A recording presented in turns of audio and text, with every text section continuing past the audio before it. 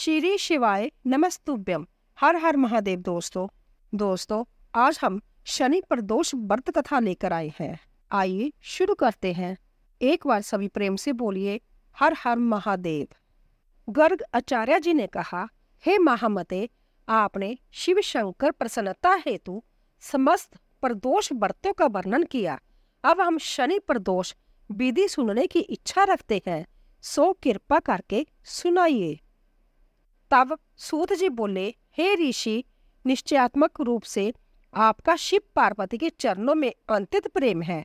मैं आपको शनि प्रदोष के व्रत की विधि बतलाता हूँ, सो ध्यान से सुनो। प्रातन कथा है कि एक निर्धन ब्राह्मण की स्त्री दरिद्रता से दुखी हो चांडिल्य ऋषि के पास जाकर बोली, हे महामुने, मैं अंतित दुखी हूँ, दुख निवारण का उपाय बताइए। मेरे दोनों पुत्र आपकी शरण में है। मेरे ज्येष्ठ पुत्र का नाम धर्म है, जो कि राजपुत्र है, और लघु पुत्र का नाम शुशिव्रत है। अंतः हम दरिद्री हैं, आप ही हमारा उद्धार कर सकते हैं। इतनी बात सुन ऋषि ने शिव प्रदोष व्रत करने के लिए कहा। तीनों प्राणी प्रदोष व्रत करने लगे। कुछ समय पश्चात प्रदोष व्रत आया। तब तीनों ने व्रत का संकल्प लिया।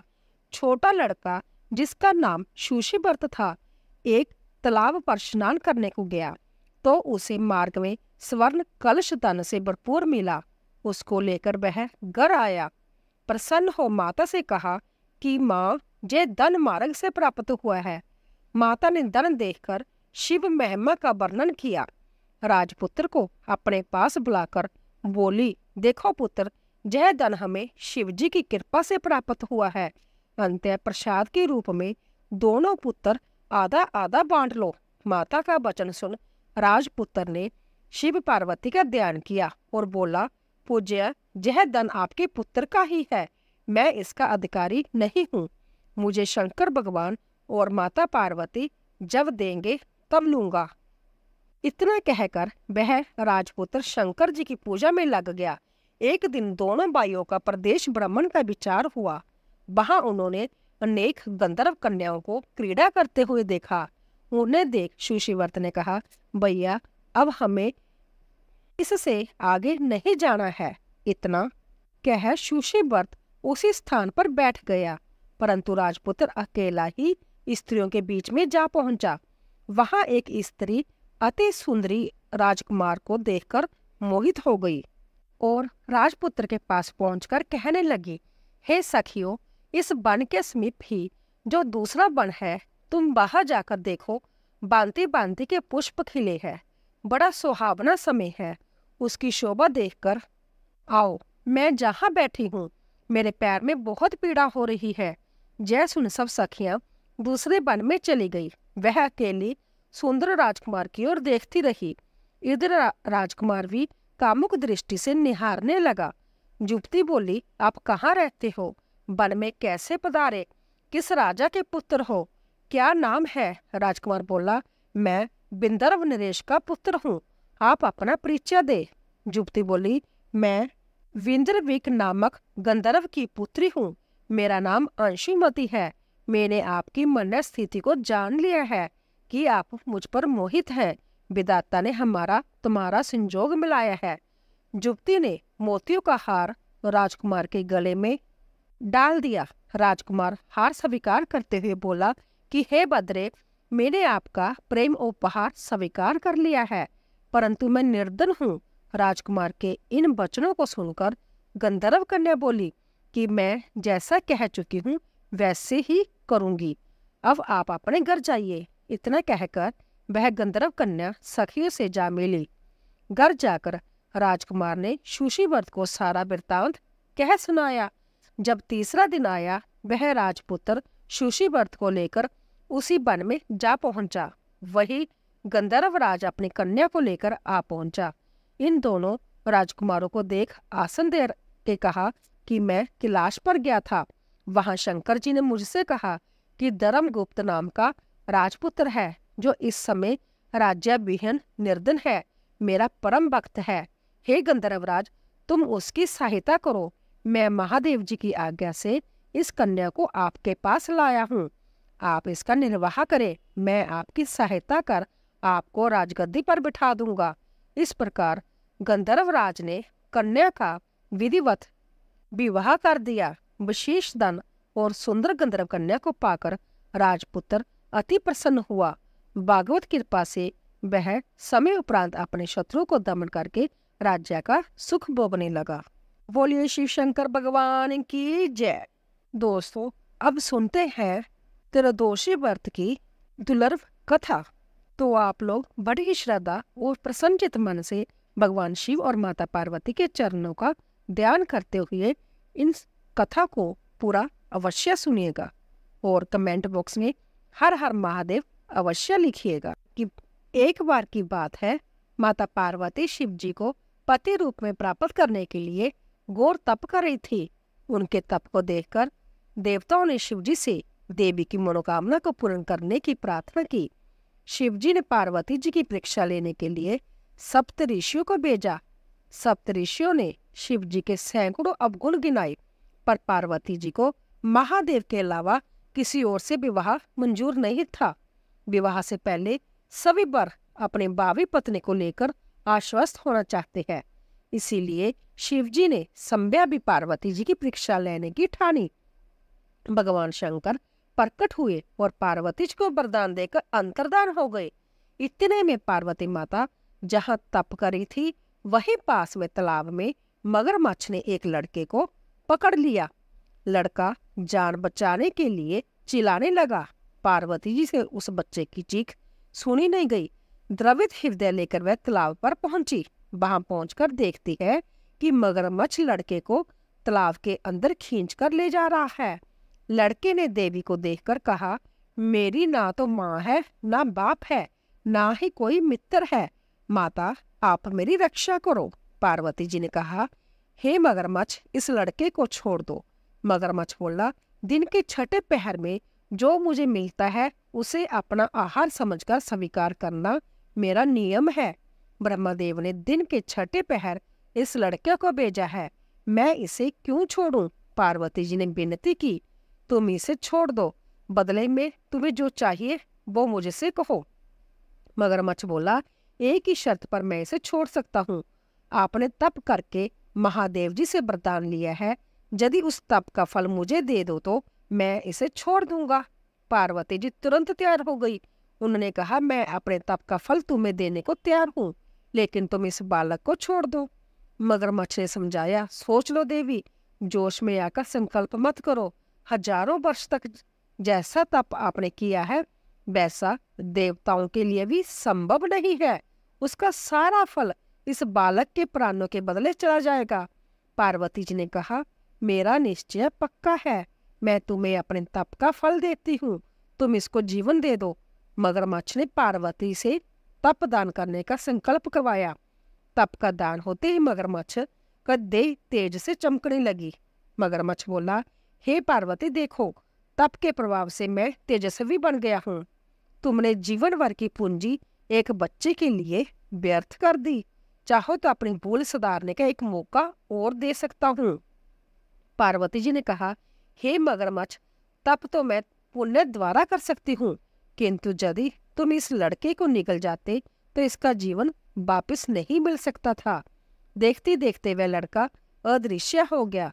मगरमच्छ भी लुप्त हो गया। पार्वती जी ने विचार किया, मैंने तप तो दान कर दिया है, अब पुण्य तप शुरू करती हूँ। पार्वती जी ने फिर से तप करने का संकल्प किया।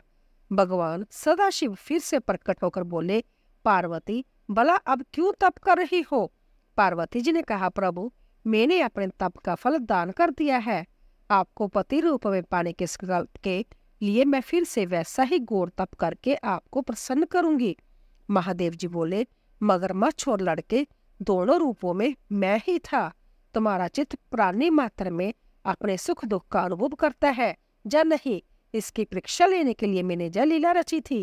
अनेक रूपों में दिखने वाला मैं एक ही हूँ। मैं अनेक शरीरों में शरीरों से अलग निर्विकार हूँ। तुमने अपना तप मुझे ही दिया है, इसीलिए अब और तप करने की कोई आवश्यकता नहीं है। देवी ने महादेव को प्रणाम कर प्रसन्न मन से विदा किया। बोले शिव शंकर पार्वती भगवान की जय। प्रिय श्रोताओं, अब सुनते हैं हर मनोकामनाएं पूरी करने वाली दूसरी कथा। एक शिव मंदिर में एक बड़ा सा पेड़ था। उसी पेड़ पर एक गौरैया का जोड़ा रहता था। वह गौरैया का जोड़ा बड़ा ही शिव भक्त था। जब भी मंदिर में आरती व पूजन होता तो वह गौरैया का जोड़ा भी मंदिर में जाकर भगवान शिव और माता पार्वती की भक्ति में लीन हो जाता था तथा दिन भर इसी मंदिर में रहता था। इस मंदिर से वह अपने एवं अपने बच्चों के लिए दाना पानी का इंतजाम कर लेते थे। इस शिव मंदिर के समीप में एक बूढ़ी माता का घर था। उनके कोई संतान ना थी। वह अपने घर में अकेले रहती थी। बूढ़ी माँ को पक्षियों से बहुत प्रेम था। वह अपनी छत पर प्रतिदिन पक्षियों के लिए दाना और पानी रखा करती थी। मंदिर में रहने वाला गौरैया का जोड़ा भी उनकी छत पर आकर दाना पानी खाया करता था। इसी तरह कई दिन व्यतीत हो गए। कुछ दिनों बाद वह बूढ़ी माता बीमार पड़ जाती है और अपने घर की छत पर दाना पानी डालने में असमर्थ हो जाती है। वह गौरैया का जोड़ा जब छत पर आता तो दाना पानी न पाकर चिंतित हो जाता। बूढ़ी माता की देखभाल करने वाला कोई भी नहीं था। उनका स्वास्थ्य दिन प्रतिदिन बिगड़ता चला गया और एक दिन उनकी मृत्यु हो जाती है। गौरैया का जोड़ा प्रतिदिन छत पर आता, लेकिन दाना पानी न देखकर गौरैया का जोड़ा बूढ़ी माता को पूरे गांव में ढूंढता है, किंतु उनकी बूढ़ी माता कहीं नहीं मिलती। तब मादा गौरैया अपने पति से कहती है कि हमें बूढ़ी माता के घर के अंदर चलकर देखना चाहिए कि आखिर बूढ़ी माता कहाँ गई। जब गौरैया का जोड़ा घर के अंदर जाता है तो बूढ़ी माता वहां पर लेटी होती है। उनके शरीर में कोई भी हलचल नहीं होती है। नर गौरैया अपनी पत्नी से कहता है, बूढ़ी माता अब इस दुनिया में नहीं रही। जय देखकर गौरैया का जोड़ा बहुत दुखी हो जाता है। फिर वह दोनों वहां से चले जाते हैं और शाम के समय जब शिव मंदिर में आरती होती है तो वह दोनों वहां जाकर भगवान शिव की आराधना करते हैं। वह दोनों दाना पानी कुछ भी ग्रहण नहीं करते और भगवान शिव की तपस्या में लीन हो जाते हैं। इस तरह तपस्या करते करते कई महीने बीत जाते हैं। उनकी भक्ति और आराधना से भगवान शिव अत्यंत प्रसन्न हो जाते हैं और गौरैया के जोड़े को दर्शन देते हैं। और शिव जी कहते हैं कि तुम दोनों ने पक्षी की जोनी में होकर भी मेरा बहुत बड़ा तप किया है। मैं तुम्हारी भक्ति से अत्यंत प्रसन्न हूँ। मैं तुम्हें वचन देता हूँ कि तुम मुझसे जो भी मांगोगे मैं तुम्हें दूंगा। इस पर गौरैया का जोड़ा भगवान भोलेनाथ से कहता है कि हे प्रभु, इस मंदिर के पास जो बूढ़ी माता रहती है उन्हें आप फिर से जीवित कर दीजिए। भगवान शिव कहते हैं कि जय तो प्रकृति के नियम के खिलाफ है, जय कैसे हो सकता है। तब गौरैया का जोड़ा कहता है कि हे प्रभु, आपने हमें वचन दिया है कि हम लोग जो मांगेंगे वही आप हमें देंगे। इस पर भगवान शिव चिंता में पड़ जाते हैं और फिर कहते हैं कि मैं अपने वचन और तुम्हारे हट के कारण विवश हो गया हूँ। और भगवान शिव बूढ़ी माता को फिर से जीवित कर देते हैं। बूढ़ी माता जब अपनी आंख खोलती है तो अपने सामने भगवान शिव को देखकर प्रसन्नता से भर जाती है और भगवान शिव से कहती है, हे महादेव, आपके दर्शन करके मेरे जन्म जन्म के पाप नष्ट हो गए। मैंने ऐसा कौन सा पुण्य किया था जो आपने मुझे दर्शन दिए और मुझे दोबारा जीवित कर दिया। तब भगवान शिव कहते हैं कि हे बूढ़ी माता, ये सब तुम्हारे संभय के कारण नहीं हुआ है। जिस गौरैया के जोड़े को तुम प्रतिदिन दाना पानी देती थी, उस गौरैया के जोड़े के कारण ही ऐसा संभव हुआ है। उन दोनों ने दिन रात मेरी कठोर तपस्या की, जिसके कारण मैंने प्रसन्न होकर तुम्हें जीवन दान दिया है। ऐसा कहकर भगवान शिव शंकर अंतर्धान हो जाते हैं। बूढ़ी माता फिर से प्रतिदिन अपनी छत पर पक्षियों के लिए दाना पानी रखने लगती है और वह गौरैया का जोड़ा फिर से खुशी खुशी वहां पर आने लगता है। बूढ़ी माता उस गौरैया के जोड़े से कहती है कि तुम दोनों ने मुझ पर बड़ा एहसान किया है, इसीलिए मैं चाहती हूँ कि तुम दोनों मेरे घर पर ही आकर रहो। फिर गौरैया का जोड़ा बूढ़ी माता के घर पर ही रहने लगता है। धीरे धीरे गौरैया, चिड़िया और बूढ़ी माता की ख्याति पूरे गांव में फैल जाती है और जो भी उस गौरैया के जोड़े और बूढ़ी माता के दर्शन कर लेता तो भगवान शिव और माता पार्वती की कृपा से उसकी सभी मनोकामनाएं पूर्ण हो जाती है और उसके सारे रोग ठीक हो जाते थे। भारत के गुजरात में आज भी बूढ़ी माता और गौरैया का मंदिर स्थित है। जैसे भगवान भोलेनाथ ने गौरैया की मनोकामनाएं पूर्ण की, ऐसी सबकी मनोकामनाएं को पूर्ण करना। बोलिए श्री शंकर पार्वती भगवान की जय।